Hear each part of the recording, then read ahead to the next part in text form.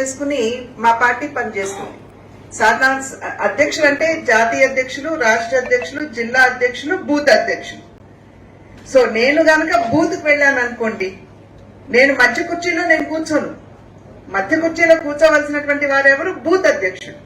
ఎందుకంటే ఆ బూత్ అనేది అతని కనుసన్నల్లో నడుస్తుంటుంది. అక్కడ కార్యకర్తలందరూ కూడా ఆయన చెప్పిన మాట వింటారు. కాబట్టి కింద ఉన్నటువంటి కార్యకర్తకి ఎప్పుడైతే పైన ఉన్నటువంటి నాయకత్వం గౌరవం ఇస్తుందో, అప్పుడే కింద ఉన్నటువంటి కార్యకర్తలు కూడా కింద ఉన్నటువంటి నాయకుడికి అంటే కార్యకర్తకి గౌరవం ఇచ్చినప్పుడే అతను నాయకుడిగా ఎదిగే అవకాశం ఉంటుంది.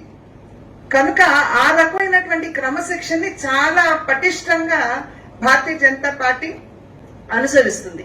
కనుకనే బయట నుండి చూసే వాళ్ళకి ఏమిటంటే అసలు నిరంకుశత్వం ఉంటుంది ఎక్కువ.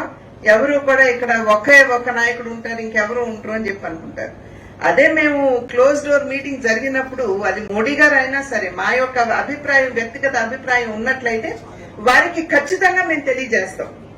మాటలు దాంట్లో తగ్గించేది లేదు, ఏమి లేదు. మా మనసులో ఏముంటుందో అది తెలియజేస్తాం. తర్వాత నిర్ణయాలు వారు ఏ విధంగా అన్నా చేయటం అది వేరే విషయం.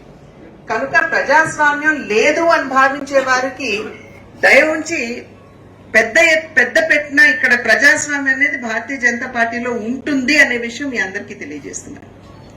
దాన్ని అనుసరిస్తూనే ఇవాళ మేనిఫెస్టో నిన్న మొన్నటి వరకు ఏ రకంగా జరిగినా ఇవాళ ప్రజాభిప్రాయం మేరకు మన పరిపాలన ఉండాలి.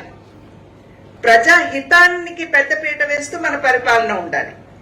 ఎప్పుడు కూడా భారతీయ జనతా పార్టీ అంత్యోదయ అన్న మూల సిద్ధాంతాన్ని నమ్మినటువంటి పార్టీ.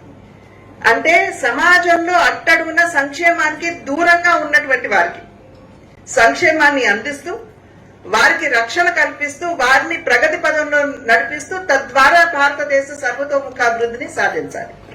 ఇది భారతీయ జనతా పార్టీ లక్ష్యం.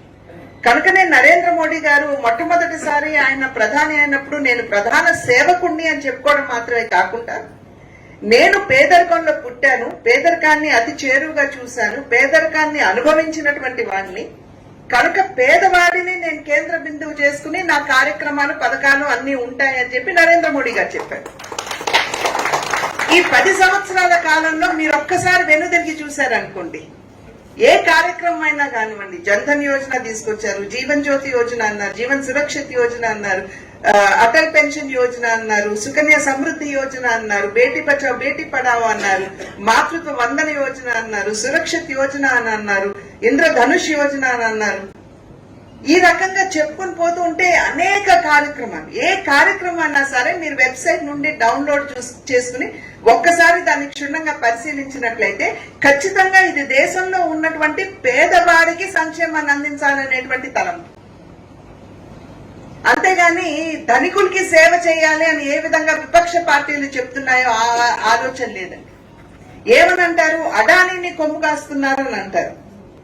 ఇవాళ అసలు ఫోన్ చేసి లోన్లు ఇవ్వండి విజయ్ మాల్యాకి కానీ నీరవ్ మోడీకి కానీ చెప్పింది ఎవరండి? భారతీయ జనతా పార్టీ ఆర్థిక మంత్రి కాదే.